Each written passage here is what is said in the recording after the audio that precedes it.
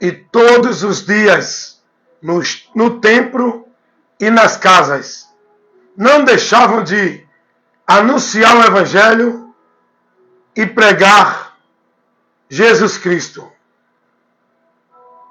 Esse era o compromisso dos apóstolos. Cumprir a missão que Jesus os entregou, quando os separou e enviou para o líder. Apóstolos enviados com uma missão, para uma finalidade: anunciar o Evangelho a toda criatura, ensinar a Jesus Cristo ao povo, ensinar o povo o caminho para Deus, levando para o povo o conhecimento de Deus. Esse é o trabalho.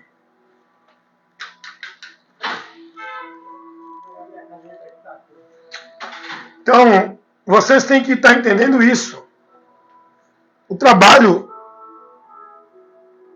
daqueles que Deus vocaciona e capacita é para uma finalidade: é evangelizar. Evangelizar é anunciar o Evangelho, é ensinar sobre Jesus, formar nas pessoas o conhecimento de Cristo, o que Ele é, o que Ele representa, a importância dele para a humanidade. Evangelizar é isso.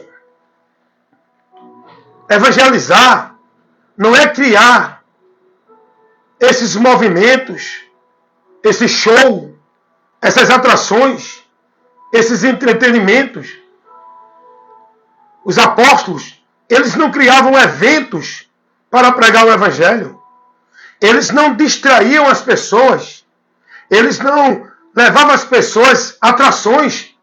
Eles levavam as pessoas conhecimento, informação, a informação de Cristo, a informação do Evangelho. Vamos ver o que está aqui escrito. Atos dos Apóstolos, capítulo 5, versículo 42. E todos os dias, no templo,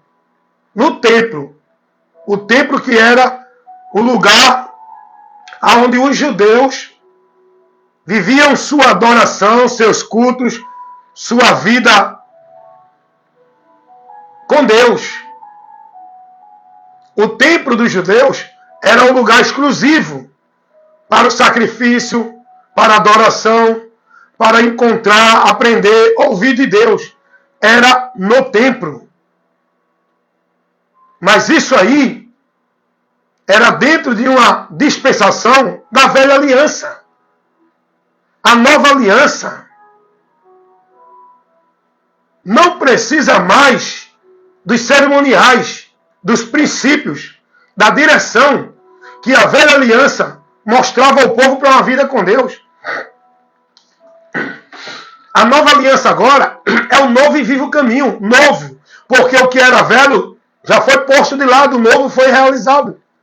Tirou o velho e estabeleceu o novo. É isso que está revelado lá na carta aos Hebreus. Não é mais o velho caminho, que não era um caminho que levava o homem a Deus. A velha aliança, o caminho que era orientado para o povo viver para Deus, não levava o povo a Deus. Porque se levasse, não tinha estabelecido o novo. Está entendendo isso? E o escritor aos Hebreus vai expressar isso. Então a velha aliança, ali foi um pacto temporal que Deus fez com o povo de Israel. Até o tempo que ele ia manifestar um meio de salvação, um caminho para o homem chegar a ele. Não só para o povo de Israel, mas para toda criatura, para todos os povos da terra. Esse caminho não era um lugar restrito. Este caminho não era fixado numa cidade, num lugar geográfico. O lugar onde o povo agora vai encontrar Deus Não é um lugar restrito, geográfico, fixado em um ambiente. Esse lugar agora que o povo encontrará a Deus não é mais dentro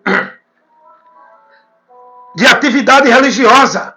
Não é mais através de obra do homem. É agora por fé. Esse caminho é o caminho por fé. O caminho por onde encontraremos a Deus agora não é mais aquele caminho que foi estabelecido para o povo judeu na velha aliança. E que todos que quisessem seguir a direção desse Deus tinham que seguir todo o preceito que foi estabelecido para o povo de Israel. Algum outro povo pagão que não era de Israel, se quisesse viver na direção desse Deus, tinha que ser circuncidado, tinha que se submeter à regra, o sistema cerimonial, sacrificial, da lei que foi dada. A lei cerimonial, que era os rituais, os sacrifícios, as oferendas, os meios que era apresentado para o povo viver para Deus. Agora não. O novo e vivo caminho, o novo pacto de Deus com todos os homens, não precisa mais desses ritos, desses sacrifícios, desses ambientes, desses meios que era pedido na lei. E hoje o mundo vive isso ainda. Era pedido para os judeus. E hoje isso foi colocado como regra, aonde Cristo veio e aboliu tudo isso, aonde Cristo agora cumpriu tudo para nele o homem ter acesso a Deus. Mas o povo hoje ainda busca cumprir dentro da religião. As pessoas buscam chegar a Deus pelo seu mérito, pelo seu esforço, pela sua virtude e pelas suas obras. Isso era na velha aliança, na lei. As obras da lei tinham que cumprir para ter uma vida em paz com Deus. Só que na nova aliança, a graça de Deus é manifesta a todos os homens, aonde Deus agora oferece a obra para o homem chegar a Ele, para o homem ser salvo. Por que Deus faz isso? Porque o homem nunca ia chegar a Deus pelas obras da lei, pelas obras deles, pelos méritos dele, pelo que o homem faz dentro das obras da lei, da religião, nunca vai chegar a Deus. Então Deus agora manifesta a sua graça.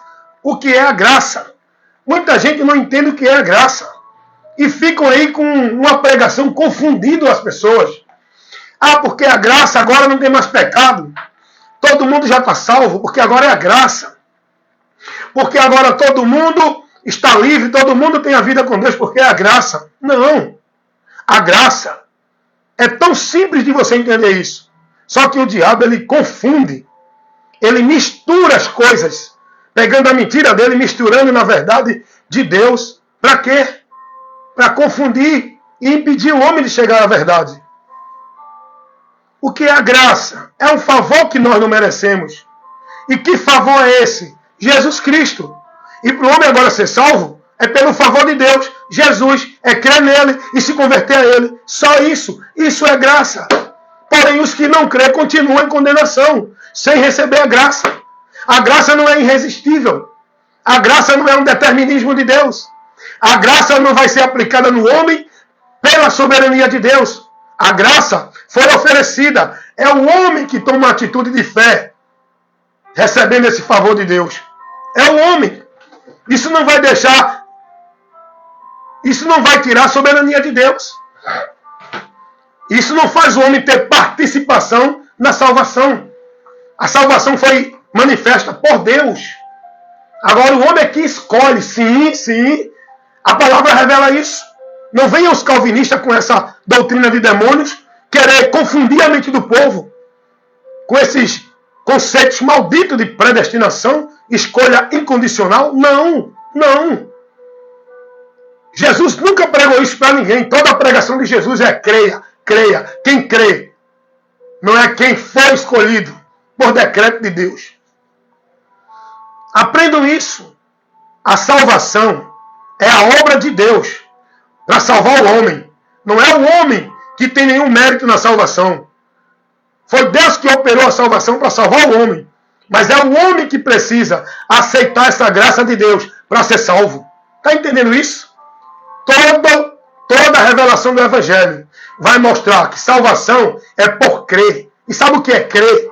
Crer é você ouvir o que o Evangelho lhe comunica e você se converter na sua vida para seguir a direção do Evangelho, para seguir e se conduzir ao alvo do Evangelho, para se colocar dentro da direção do Evangelho. Isso é o crer. Não é crer numa doutrina, numa crença, de uma vida de prática, de exercício, de tarefa, de compromisso, de sacrifício, de vida religiosa.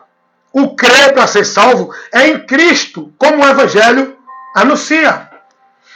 Não é esse Cristo que o povo está convidado a crer nele dentro da igreja, submisso às regras, pela doutrina de homens.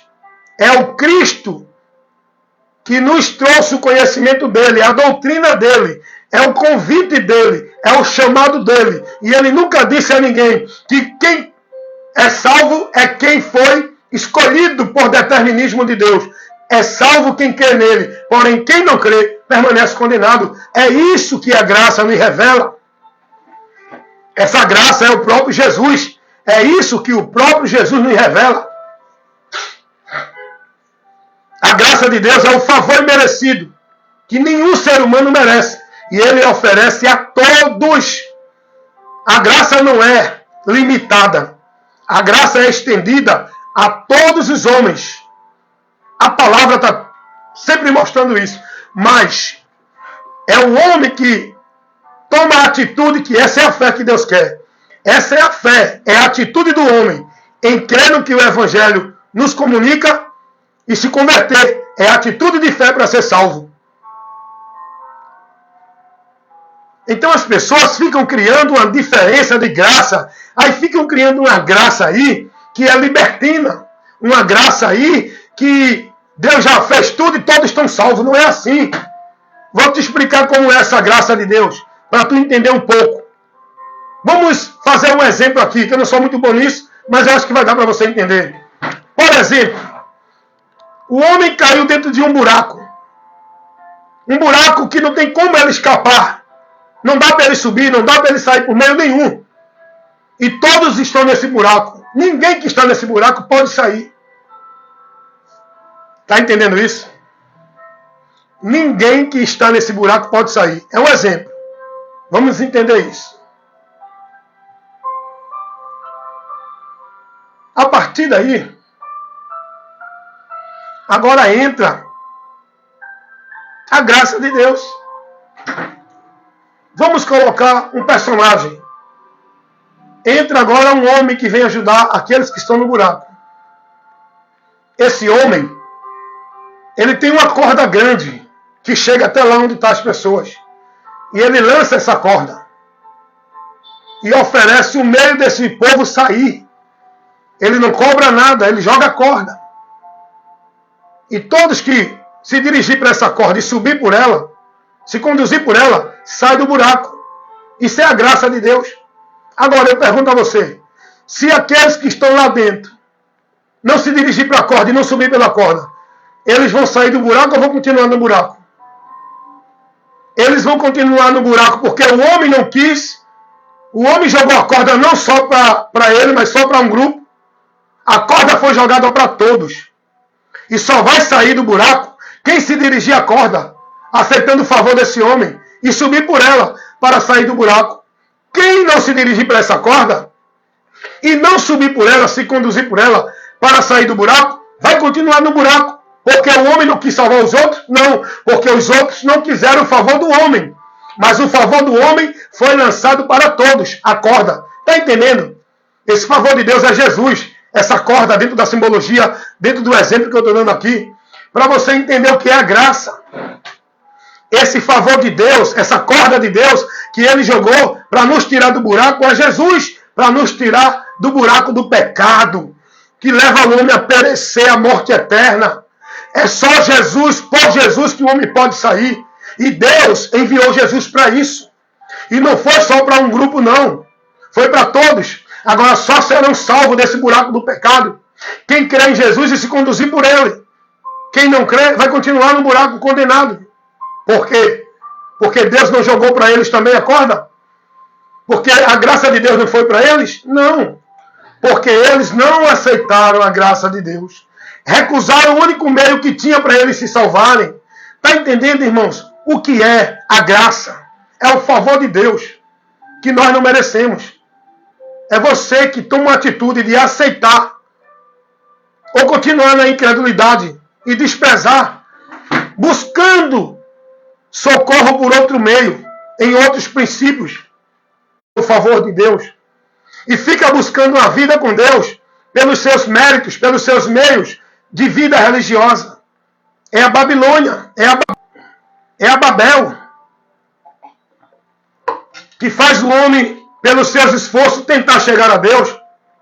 Por isso que é falado em Apocalipse, a grande Babilônia, a grande prostituta, não é a Igreja Católica, é o sistema religioso evangélico, é o sistema religioso espírita, é o sistema religioso católico, é o sistema religioso Buda, Mormon, Testemunho de Jeová, todos. A grande Babilônia não é só o sistema religioso católico. A grande Babilônia, a grande prostituta, fala da prostituição espiritual, é o sistema religioso que espiritualmente leva os homens a se prostituir, a adulterar e a desviar-se de Deus. Todo o sistema religioso. Quando Apocalipse fala da grande Babilônia, não é o sistema religioso católico, evangélico, espírita, budista, mormon, testemunho de Jeová, muçulmano, islamismo, todo o sistema de qualquer religião, de qualquer lugar, é a grande Babilônia, que convida o homem a chegar a Deus pelos seus meios que a religião coloca, onde os homens centralizam a ida com Deus pela religião. Isso é paganismo. A graça de Deus nos mostra o caminho. A graça de Deus nos mostra o meio. A graça de Deus nos colocou sem o homem, sem o esforço do homem, sem o mérito do homem. Deus, ele abriu o caminho. Mas quem tem que entrar é o homem. Escolhe entrar no caminho da vida ou continuar no caminho da morte. Deus, sem o esforço do homem, sem o mérito do homem, Deus abriu uma porta de acesso a ele. Mas é o homem que tem que escolher, ou entra pela porta, ou fica fora e se perde. Deus não vai empurrar ninguém. Mas Deus é soberano. Foi Deus que determinou, você vai entrar na porta, vai ser salvo, porque eu quero. Não, você não. Você vai ficar fora da porta, vai ser condenado, porque assim eu quero, na minha soberania. Isso não tem, meu irmão. O Espírito Santo de Deus não me deixa entender isso. O Espírito Santo de Deus não me deixa crer nisso. Quem crê nisso, quem prega isso, não tem o Espírito Santo de Deus. Logo está sendo guiado por espíritos enganadores para trazer e formular a doutrina de demônios. Porque Deus, ele dá ao homem os meios. É o homem, pela sua atitude e esforço, de andar nesse meio. Não é o homem que tem participação. Não foi o homem que teve participação na salvação. A salvação é algo impossível para o homem. Foi Deus quem providenciou. Mas é o homem que tem que aceitar essa providência de Deus. É o homem que tem que receber a graça de Deus, que não é irresistível. Inclusive, alguém que aceita essa graça, depois pode abandoná-la. Pode rejeitá-la. Pode desprezá-la. Pode ou não. Jesus disse assim: se alguém me negará, eu também o negarei. Eu só posso negar Jesus se eu tiver confessado ele. Jesus vai dizer: quem me deixar, eu também o deixarei. Eu só posso deixar Jesus se um dia eu estava com ele. Está entendendo isso? A Bíblia nos ensina que se alguém volta para a perdição. Eu só posso voltar se eu estiver andando com ele. A palavra de Deus diz: ser fiel até a morte, persevera até o fim. Por que isso? Porque eu posso deixar de ser fiel, eu posso deixar de perseverar. Por isso que eu tenho que estar firme e constante, sempre abundante, andando na minha fé, na minha vida dedicada ao Senhor. Como eu faço isso? Pela religião? Pela prática religiosa? Não. Pela minha direção no conhecimento dele. Diz aí, irmão. 11:2. Vai. Está lá em cima. Vocês estão entendendo isso, gente? Vocês estão entendendo como é importante a explicação, o esclarecimento? Deus oferece o favor dele. Você quer? Você aceita? Jesus vai dizer, vinde a mim. Ele não estabeleceu uma imposição, uma ditadura. Vocês vão ter que vir a mim, não. Jesus diz, quem quiser vir após mim, negue-se a si mesmo. A atitude do homem. É o homem que tem que tomar a atitude de negar, se converter e seguir a Jesus. Não é Deus que estabelece na sua soberania. Diz aí, irmão. Aqui, irmão. Aqui, amigo. Boa tarde. Boa tarde. Luiz Leix. Só deixar? 301. 0001. Isso.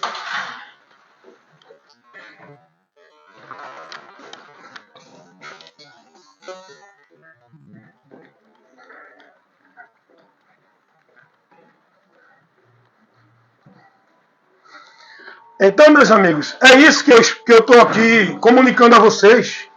O esclarecimento, o ensino, a informação é muito importante. É isso que o povo precisa. O povo não precisa de viver uma vida escrava dentro da igreja. Tanto sacrifício, tanta atividade religiosa, tanto evento, tanto movimento. O povo precisa de informação. Está subindo o Luizinho, comendo. O povo precisa de informação.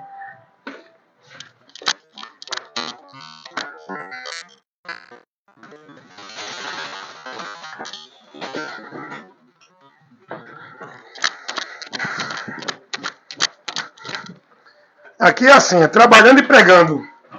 E essas informações não é informação de preceitos, de valores religiosos. Não é informação de doutrina de homens. O povo precisa da informação do Evangelho, do conhecimento, do ensino de Cristo. O povo precisa ser formado discípulo de Cristo, conhecendo a Cristo. Esse é o conhecimento que liberta. O conhecimento que liberta é o de Cristo. Porque quando o homem conhece a Cristo, ele tem o conhecimento da verdade de Deus. E o que acontece? É liberto da mentira do diabo. Então é isso que a gente tem que entender. A graça de Deus, ela foi e está ainda estendida para todos os homens. E nós temos que aproveitar enquanto a porta está aberta. Que porta é essa, irmão Wellington? A porta por onde você tem a oportunidade. Ainda um pouquinho de tempo. A oportunidade de chegar e voltar a Deus para ter a vida eterna com Ele. Mas essa porta há de fechar. O próprio Jesus disse isso. Lucas 13, 24. Chega uma pessoa para Jesus preocupado com o número dos salvos. São poucos, Senhor, que vão se salvar. Olha o que Jesus diz para ele. Acautelai-vos, esforçai-vos por entrar pela porta estreita. Porque muitos vão procurar entrar e não poderão. Quem são esses que não vai poder? Os que hoje podem e não entram. O convite, a porta da salvação. Quem é essa porta? Quem é esse caminho? Jesus mostrou o homem, o meio, o caminho, um lugar de salvação. Ele mostrou alguma igreja. Ele disse, você tem que ser da igreja evangélica para ser de Deus. Ele disse, você tem que ser da igreja católica para ser de Deus. Ele disse, você tem que viver dentro do salão do reino. Dentro das igrejas de Mórmon. Você tem que ser da religião espírita, que é uma filosofia. Jesus orientou alguém a buscar a Deus, vida com Deus, em algum lugar, gente, em algum ambiente. Jesus vai dizer, vinde a mim, sigam a mim, creiam em mim, estejam em mim. Ele é o caminho, verdade e a vida. É isso que ele vai dizer. É isso que ele mostra. É isso que ele ensina. Jesus vai dizer, eu sou. Ele é o quê? Ele é a porta. Não só a porta. Ele é a vida para o homem que está morto. Ele é a água que mata a sede. Ele é o pão que mata a fome. A fome espiritual da alma do homem que está aí se alimentando desse veneno espiritual na religião. O homem tem fome e sede de Deus. Aí vai buscar se alimentar. Vai buscar a vida com Deus. Aonde? Aonde? Nas religiões. Na vida religiosa. Nos meios religiosos. Nas devoções. Nos sacrifícios. Nos rituais. Ele continua com fome. Isso não vai matar a fome de Deus dele. A fome de Deus, a necessidade de Deus na vida humana, só Jesus é quem pode saciar. Mas o povo vive aí, escravizado nesta vida, buscando a Deus. Dentro de culto, de ritual, de igreja, de sacrifício, de penitência, de flagelo, de voto, de campanha, de pacto. É tanta coisa em nome de Deus que o povo está sendo ensinado a viver, praticar e devotar sua vida. Só Jesus é que vai matar a tua fome e sede de Deus. Não adianta tu viver essa vida devota na religião. Essa vida de atividade religiosa, de sacrifício, de penitência. Não adianta tu viver essa vida zelosa na religião. Isso não vai matar a tua necessidade de Deus. Isso não vai te levar a Deus. Só Jesus é quem pode saciar e matar a necessidade de Deus na vida do homem. Só Jesus é quem preenche o vazio existencial de Deus para vivificar a nossa alma. Só Jesus é quem pode saciar a nossa fome e sede de Deus para nos dar a vida. A vida. A vida com Deus verdadeiramente. Só Jesus, irmão. Ele diz assim, quem comer de mim nunca terá fome. E quem beber da água que eu der, nunca mais tornará a ter sede. Essa água que ele dá é o Espírito Santo em nós, que nos sacia, nos preenche. E a gente não tem mais necessidade de ficar correndo doido, louco atrás de Deus, ali, aqui, acolá, como hoje vivem os religiosos. Ficam doidos por culto, doidos por trabalho de igreja, doidos escravizados em atividade de igreja. Tem que buscar Deus, tem que adorar Deus, tem que estar ali, porque Deus está ali. Quem tem o Espírito Santo de Deus não tem mais essa sede. Está selado. Está na confiança, na certeza e na alegria de que Deus já habita nele. Que a vida dele com Deus já está.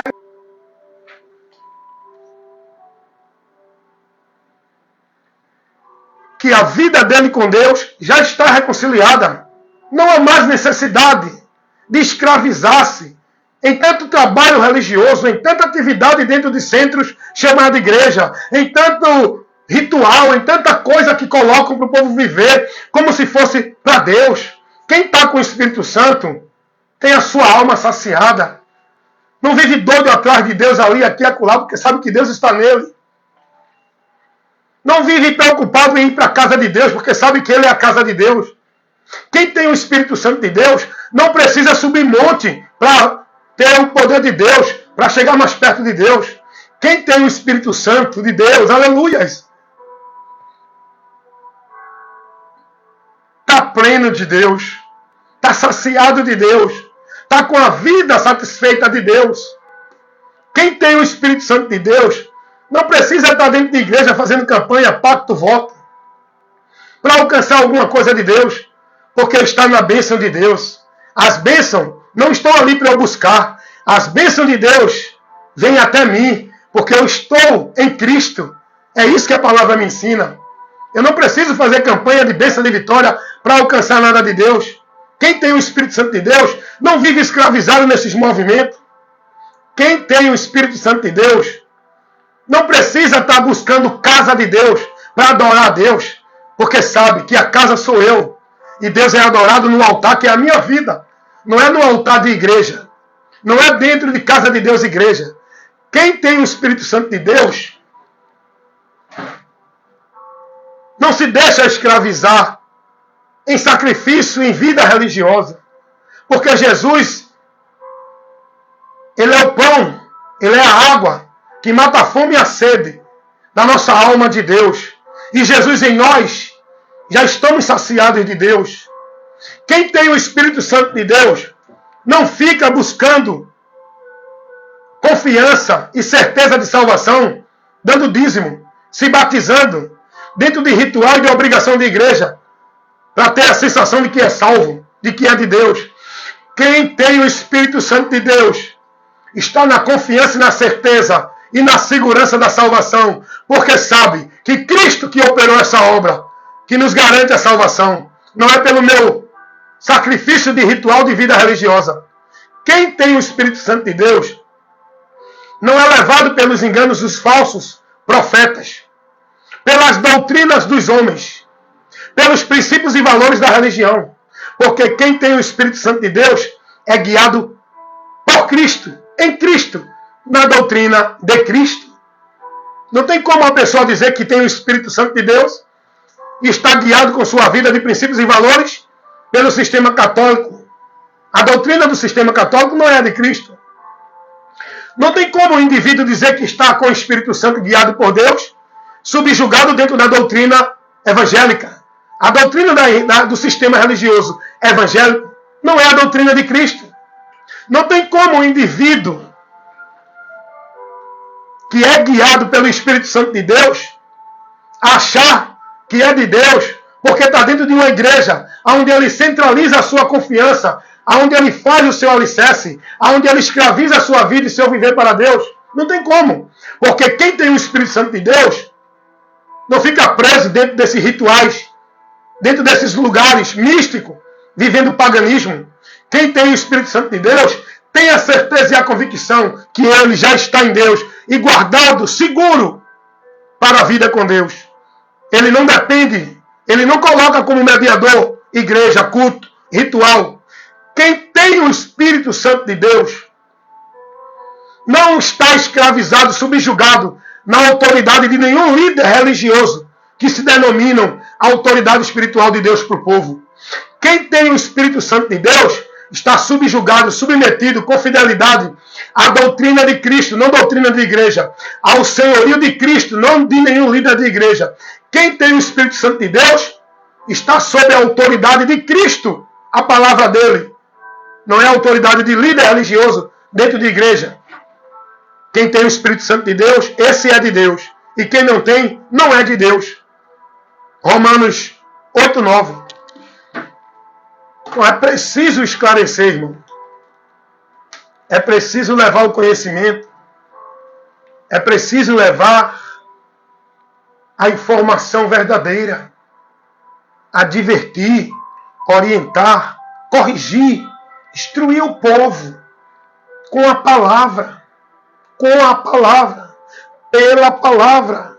Era isso que os apóstolos faziam. Atos capítulo 5, versículo 42. Todos os dias, no templo e nas casas. Eles não iam para o templo viver o ritual religioso. Os apóstolos não iam para o templo oferecer culto, nem tampouco buscar a Deus. Os apóstolos não iam para um templo para se submeter à direção de Deus pela mediação dos sacerdotes.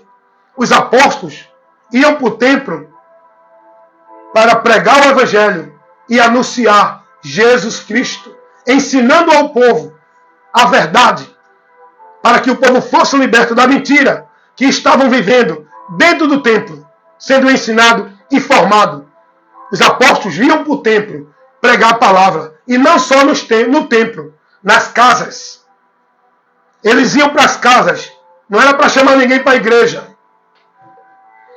não era para mandar ninguém ir para culto de prosperidade, culto de vitória, culto de libertação dentro da igreja. Os apóstolos, todos os dias, no templo e nas casas, eles estavam anunciando e pregando a Jesus, anunciando o Evangelho, ensinando o povo. Eles não estavam levando o povo convite para ir para a igreja de noite, convite para ir para o culto de poder da igreja, convite para Deus fazer isso e aquilo outro dentro da igreja. Não.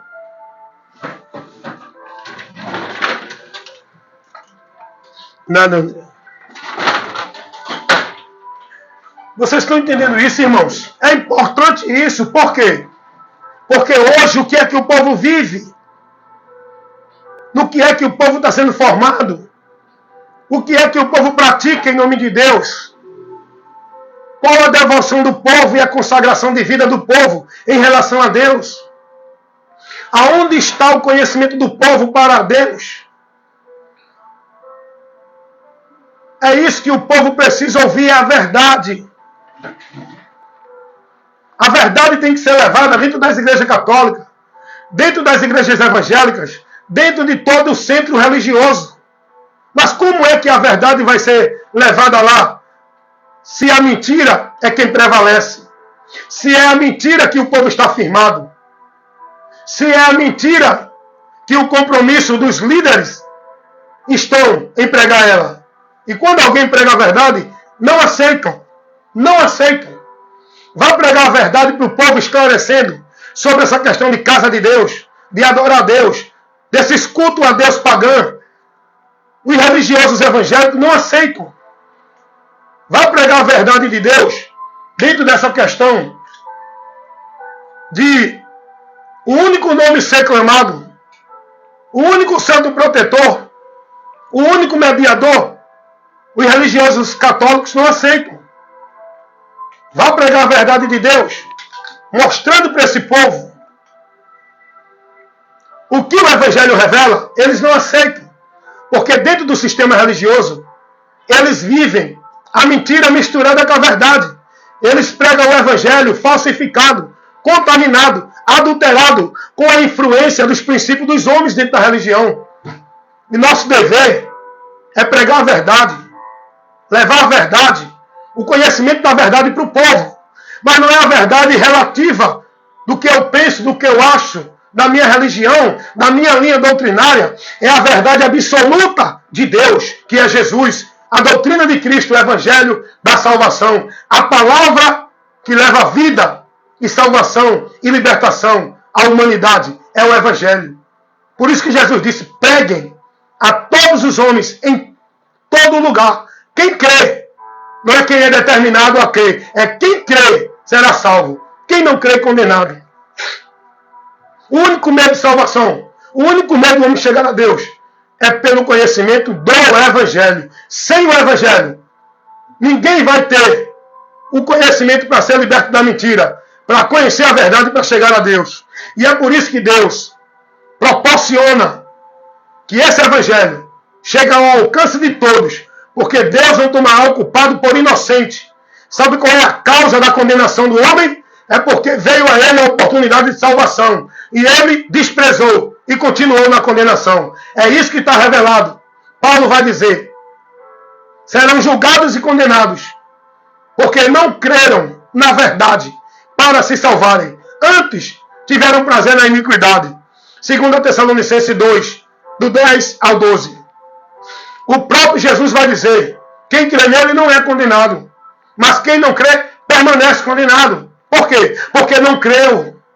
Esse é o princípio, é a verdade de Deus. O que passa disso é mentira do diabo. Porém, nós temos que cumprir o ofício de pregadores do Evangelho. Apóstolos, enviados, profetas, pastores, tudo isso é ministro da palavra. É o ministério da palavra. Não é para estar tendo posição de poder dentro de igreja. Não é para ficar dentro de igreja. É para levar o ensino. Pessoas. Trabalhar pessoas. Para ser discípulo de Cristo. Não discípulo de igreja. Não membro de igreja. Não produto de igreja. Não robô guiado por homens de igreja. Mas para pregar o Evangelho, para fazer discípulo para Cristo. Cristão. Seguidor de Cristo. Guiado por Cristo, instruído na doutrina de Cristo, para se firmar em Cristo. É isso que nós precisamos. E que Deus continue nos abençoando, agora e para sempre, enquanto aqui estivermos nesta vida. Porque aqui não é eterno. Aqui é temporal. Mas enquanto a gente estiver aqui, que Deus possa estar lhe dando oportunidade. Observação.